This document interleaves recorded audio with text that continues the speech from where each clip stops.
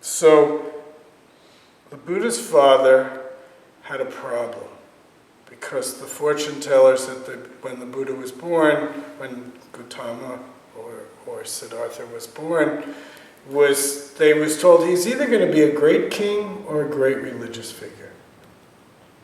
His father said, king is great, religious figure, forget about it. That's not what I want for my son.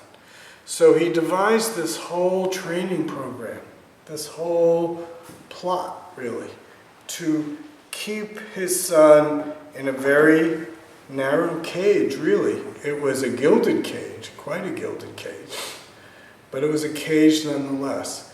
And he had this idea, if I don't show my son the suffering in the world, then his religious instincts won't be tickled. So I will just heap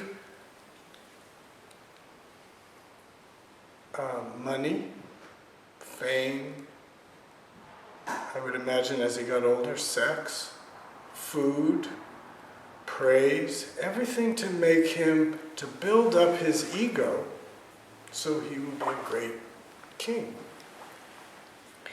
And in one form or another, it's my sense that happens to all of us.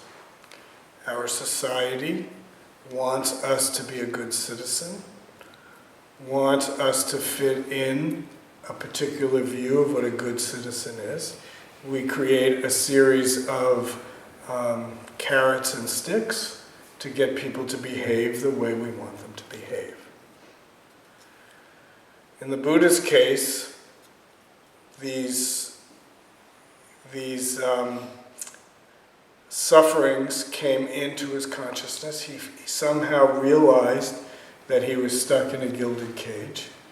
And then when he had help from one of his servants to get out of the palace and to see the world as it was, he recognized that it was all a lie.